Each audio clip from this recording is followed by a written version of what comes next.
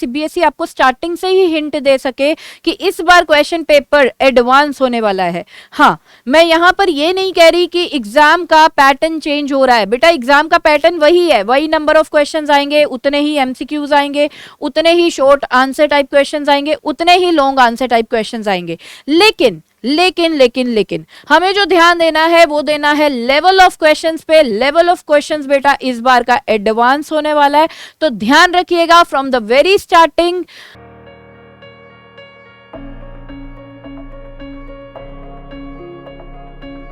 जय श्री श्याम बच्चों, welcome to class 12 Grooming Education. तो यहाँ पर हम एक बहुत ही बढ़िया गुड न्यूज आपके लिए लेकर आए हैं कि सीबीएसई ने अपने सारे के सारे सब्जेक्ट्स के सैंपल पेपर्स अपलोड कर दिए हैं अपने ऑफिशियल वेबसाइट पे।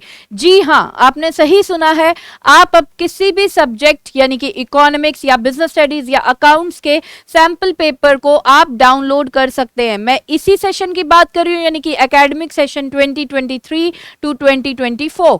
अब मैम ऐसा क्या हुआ इस साल की सीबीएसई ने इतनी जल्दी अपने सैंपल पेपर्स को अपलोड कर दिया है, जबकि सीबीएसई अपने सैंपल पेपर्स नवंबर या दिसंबर में अपलोड करता है। तो बेटा इस बार सीबीएसई ने ये इसलिए किया है ताकि सीबीएसई आपको स्टार्टिंग से ही हिंट दे सके कि इस बार क्वेश्चन पेपर एडवांस होने वाला है। हाँ, मैं यहां पर ये नहीं कह रही कि एग्जाम का पैटर्न चेंज हो रहा है। बेटा एग्जाम का पैटर्न वही है, वही नंबर ऑफ क्वेश्चंस आएंगे, उतने ही एमसीक्यूज आएंगे, उतने ही शॉर्ट आंसर टाइप क्वेश्चंस आएंगे, उतने ही लॉन्ग आंसर टाइप क्वेश्चंस आएंगे। लेकिन लेकिन लेकिन लेकिन हमें जो ध्यान देना है वो देना है लेवल ऑफ क्वेश्चंस पे। लेवल ऑफ क्वेश्चंस बेटा इस बार का एडवांस होने वाला है, तो ध्यान रखिएगा फ्रॉम द वेरी स्टार्टिंग। आपको प्रिपरेशन बहुत ही अच्छे से करनी है, तभी इकोनॉमिक्स में बेस्ट स्कोर कर पाएंगे। मैं सिर्फ इकोनॉमिक्स की बात में ये नहीं कह रही, ये हर सब्जेक्ट पे लागू होता है। अगर आप प्रिपरेशन स्टार्टिंग से करेंगे, अच्छे से करेंगे, डेडिकेटेड होके करेंगे, तभी आप अपना जो टारगेट लेके बैठे हैं क्लास 12 में वो आप अटेन कर पाएंगे। तो आइए देखते हैं कि इकोनॉमिक्स का क्या एग्जाम पैटर्न होने वाला है। सैंपल पेपर देखते हैं बेटा, जो सीबीएसई का है, मैं डाउनलोड कर चुकी हूँ उसकी ऑफिशियल वेबसाइट से। तो अब देखते हैं बच्चे इस बार का सैंपल पेपर में क्या क्या है। देखिए, sample question paper for the academic year 2023 to 2024। Economics 030 code होता है इकोनॉमिक्स का, ये आपको पता ही होगा। क्लास 12 का ये सैंपल पेपर है। यहाँ पे मैक्सिमम मार्क्स 80 मार्क्स का ये आता है आपका पेपर। और दूसरा टाइम जो दिया गया है वो दिया गया है 3 आवर्स। मैंने आपको बताया था अपार्ट फ्रॉम दिस 3 आवर्स तो राइटिंग टाइम होता है बेटा। 15 टाइम्स का रीडिंग टाइम भी आपको दिया जाता है, ठीक है। तो अब देखते हैं बेटा जनरल इंस्ट्रक्शंस में देखें तो क्या बोला गया है कि जो आपका क्वेश्चन पेपर है वो 2 सेक्शंस में डिवाइड होगा, एक सेक्शन ए और सेक्शन बी। सेक्शन ए जो होगा वो मैक्रो इकोनॉमिक्स के क्वेश्चन से रिलेटेड होगा, और सेक्शन बी में इंडियन इकोनॉमिक डेवलपमेंट के चैप्टर्स के क्वेश्चंस होंगे। और जो आपका पेपर होगा उसमें 20 एमसीक्यूज आपको मिलेंगे। एक एमसीक्यू 1 मार्क का होगा, मतलब 20 मार्क्स के तो एमसीक्यूज हैं, multiple choice questions.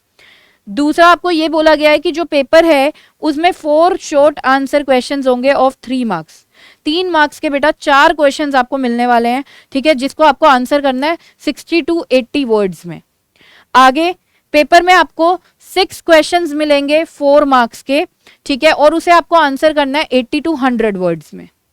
Last but not the least 4 long answer type questions मिलने वाले हैं आपको 6 मार्क्स के, मतलब आपको 4 क्वेश्चंस होंगे बेटा, और उसे आपको आंसर करना है 100 से लेकर 150 वर्ड्स के बीच में, ठीक है। अब आगे स्क्रॉल करते हैं।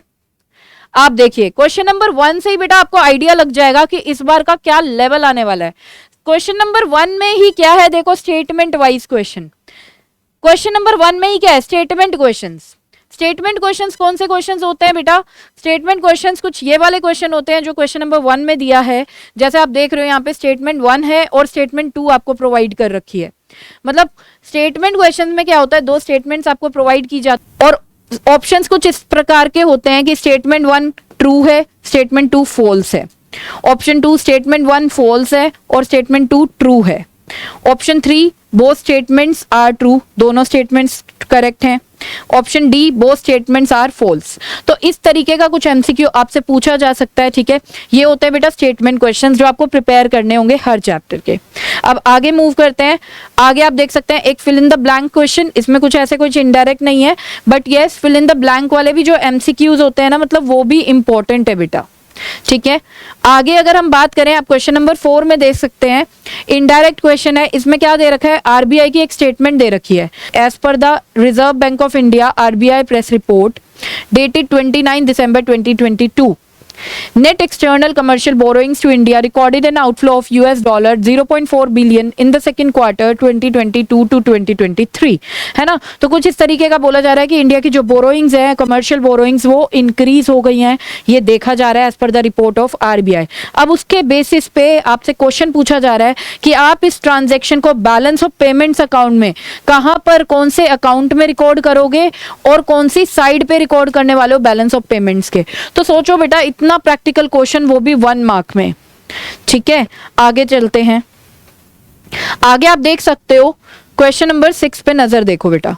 Question number 6, find the missing figures and choose the correct alternative.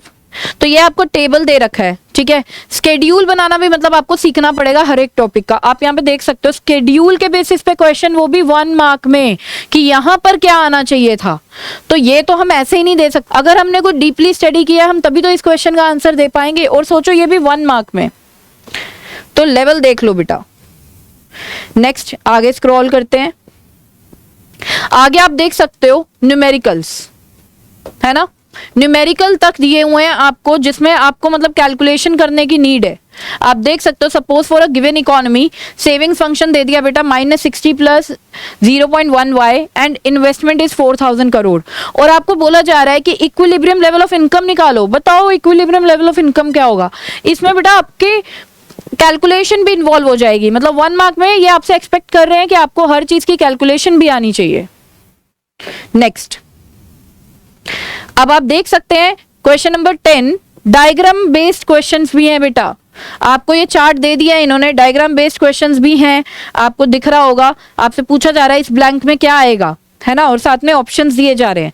तो मतलब हमें हर एक डायग्राम, हर एक चार्ट को भी बहुत डीपली स्टडी करना होगा, तभी हम इकोनॉमिक्स में अच्छा स्कोर करने का सोच सकते हैं, है ना। और देखते हैं बेटा, आप देखो दोबारा से एक डायग्राम बेस्ड क्वेश्चन आ चुका है। नेक्स्ट अब हमें असर्शन रीजन भी अच्छे से प्रिपेयर करना है। आप देख सकते हो कि यहाँ पे क्वेश्चन असर्शन और रीजन का है। असर्शन रीजन क्वेश्चन कौन से होते हैं बेटा, इसमें आपको एक असर्शन दे रखा होता है, एक रीजन दे रखा होता है, और ऑप्शंस कुछ इस प्रकार के होते हैं, जैसे आप यहाँ पे देख सकते हो, A, both assertion and reason are true and reason is a correct explanation of A. दूसरा, both assertion and reason are true but reason is not the correct explanation of assertion. C, assertion is true but reason is false. D, assertion is false but reason is true. तो इस type के questions भी आपको prepare करने हैं। मतलब इस बार भी सीबीएसई अपने टाइप ऑफ क्वेश्चंस में ये सारी चीजें ले रहा है, statement questions, assertion reason questions, fill in the blanks with MCQs, ठीक है, एंड नॉर्मल एमसीक्यूज। तो इस टाइप के क्वेश्चन चल रहे हैं, schedule based questions and many more.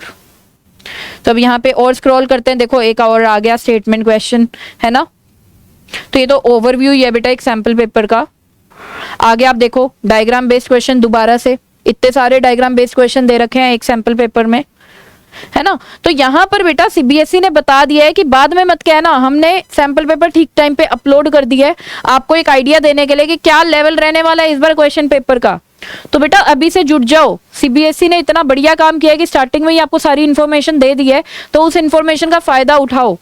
अब यहाँ पर आप देख सकते हो बेटा केस बेस्ड क्वेश्चन है ये आपको एक केस स्टडी दे दी, उसके बेसिस पे क्वेश्चंस आपसे एंड में पूछे जा रहे हैं। बताओ सस्टेनेबल डेवलपमेंट क्या होता है, briefly elaborate any 2 reasons behind the objective of green growth being set up by the Indian government, है ना। ऑब्जेक्टिव क्या है ग्रीन ग्रोथ का जो इंडियन गवर्नमेंट ने सेटअप किया है। तो बेटा कुछ ऐसा रहने वाला है इकोनॉमिक्स का पेपर, तो समझ गए होगे कैसे प्रिपेयर करना है। इतना इजी नहीं है इकोनॉमिक्स में स्कोर करना, वैसे ही आई से फॉर एवरी सब्जेक्ट, सिर्फ इको की बात नहीं है, है ना।